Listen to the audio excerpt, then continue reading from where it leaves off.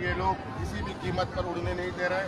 अगर मैं यहाँ से किसी भी तरीके से जोर जबरदस्ती करने का मैंने प्रयास किया तो पता चलेगा कि हमारा हेलीकॉप्टर को ये लोग अपने कब्जे में कर लेगा, हमारे पायलटों का लाइसेंस रद्द कर देगा, ताकि हम आगे किसी भी तरीके का और भी एक भी कदम नहीं बढ़ा पाए, ना लोगों तक पहुँच पाए।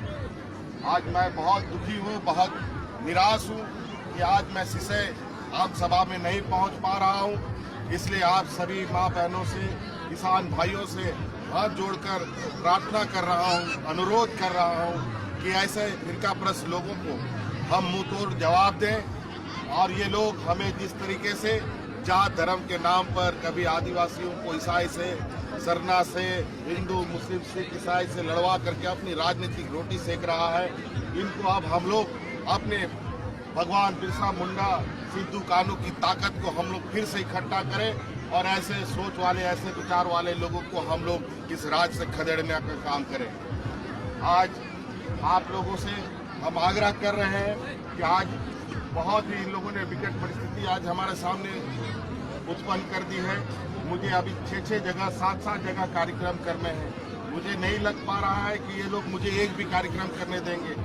मैं तो अभी 2 जगह इन लोगों ने मुझे खड़ा कर दिया और मैं अभी भी एक जगह यहाँ तमाड़ के नवाडी गांव में आम सभा करके यहाँ पर 1-1.5 घंटा से हेलीकॉप्टर में बैठा हूँ, लेकिन नहीं निकल पा रहा हूँ। आप इस वजह से साथियों अब मजबूत होइए। अब ये विचार करने की जरूरत है कि हम आदिवासियों को, हम कमजोर शोषित पीड़ित लोगों को हमारी ताकत को क्यों कमजोर किया जा रहा है, क्यों हमें अपने कार्यक्रमों में जाने से इस तरीके से रोका जा रहा है। आज प्रधानमंत्री निश्चित रूप से एक संवैधानिक पद पर बैठे हैं, वो कई नियम कानूनों से बंधे हैं, लेकिन आज ऐसे जब चुनाव प्रचार प्रसार चरम सीमा पर है, अब ऐसे स्थिति में बाकी दलों के चुनाव को प्रभावित करने का ये कौन सा रणनीति इन लोगों ने अपनाया है, ये समझ से परे है। कहीं ना कहीं ये भी भारतीय जनता पार्टी की एक चाल है, क्योंकि जिस तरीके से झारखंड मुक्ति मोर्चा लगातार यहाँ भारतीय जनता पार्टी और उनके जितने भी सहयोगी साथी हैं उन सबको हम मुंहतोड़ जवाब दे रहे हैं। पहले चरण का चुनाव में 13 सीट में एक भी सीट इनके गठबंधन को नहीं आ रहा है। पूरा का पूरा सीट यूपीए गठबंधन झारखंड मुक्ति मोर्चा, कांग्रेस, आरजेडी के लोग जीतने जा रहे हैं। आज इसीलिए इनको डर हो गया है, किसी तरीके से हम इनको रोकें और आज उसमें इनका ये पहला प्रहार आज हमें उड़ने नहीं दिया जा रहा है। इसलिए साथी आप लोगों से फिर यहाँ माँ बहन, यहाँ हम लोग का बूढ़ा बुजुर्ग, मानकी मुंडा, जितने भी परगने लोग हैं, आप लोगों से निवेदन है कि ये संदेश गांव-गांव तक पहुंचाइए कि हम लोगों को किस तरीके से रोकने का प्रयास ये भाजपा कर रही है, किस तरीके से अपने सरकारी तंत्रों का दुरुपयोग कर रही है, किस तरीके से अपने पावर का दुरुपयोग कर रही है।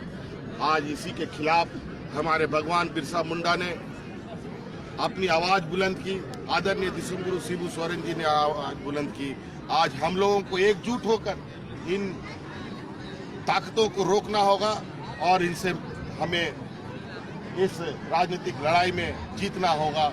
इसलिए आप लोगों से हम यही विनम्र निवेदन करेंगे कि आप सब लोग, जो हमारे दूसरे चरण का चुनाव 7 तारीख को संपन्न होना है, वहां पर हमारे तीर धनुष छाप और हमारे यूपीए गठबंधन को मजबूत बनाने का काम करें, ताकि ऐसे ताकतों को हम रोक सकें और इस राज्य में अमन, चैन, शांति हम लोग कायम कर सकें। आज देश की स्थिति बद से बदतर भाजपा सरकार में है और इस राज्य में रघुवर सरकार ने भी बद से बदतर इस राज्य को कर रखा है। पूरा देश का महिला सड़कों पर उतरी हुई है। आज हमारे राज्य में भी बलात्कार की घटनाएं रोज बढ़ रही हैं और आज सरकार को उस पर जरा सी भी चिंता नहीं है। किस तरीके से झारखंड राज्य में ये सरकार बनाए, किस तरीके से ये झारखंड राज्य की खनिज संपदाओं को लूटे, इसी पर इनका लगातार षड्यंत्र चल रहा है। हमारा CNT SPT कानून मिटाने का इन लोगों ने प्रयास किया, भूमि अधिग्रहण कानून मिटा करके इन लोगों ने हमारा ग्राम सभा की ताकत खत्म कर दी। आपको याद होगा CNT SPT कानून को भी इन लोगों ने मिटाने का प्रयास किया, लेकिन हम सब लोगों ने सड़क से सदन तक इन लोग को मुंह तोड़ जवाब दिया और हमारी ताकत देख करके वो नहीं बदल पाए।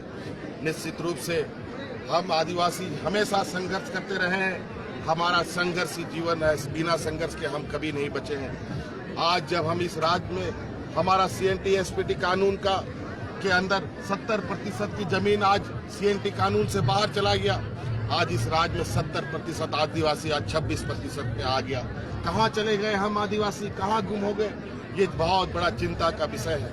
आज निश्चित रूप से हमें अपने पूर्व की घटनाओं को याद करके अभी मौजूदा चीजों में अपने आप को एकत्रित करना होगा, एक ताकत बनना होगा और भगवान बिरसा मुंडा की जो संघर्ष है, सिद्धू कान्हू जी की जो संघर्ष है, आदरणीय शिबू सोरेन जी की जो संघर्ष है, उस संघर्ष को हमें पूरा करना पड़ेगा और इसके लिए हमें हर हाल में अपनी राजनीतिक ताकत एकजुट करनी पड़ेगी। जो यहाँ आप लोग सभा में हैं, उन सब से भी निवेदन है, जो आप लोग नहीं पहुँच पाए उनको भी ये खबर दीजिए कि अब ये षड्यंत्रकारी लोग, हम आदिवासी विरोधी लोग, हमारे जल जंगल जमीन और हमारे खनिज संपदा पर इनकी बुरी नज़र है और इसके लिए इन प्रकार हमें विस्थापित करने का इनका एक षड्यंत्र चल रहा है।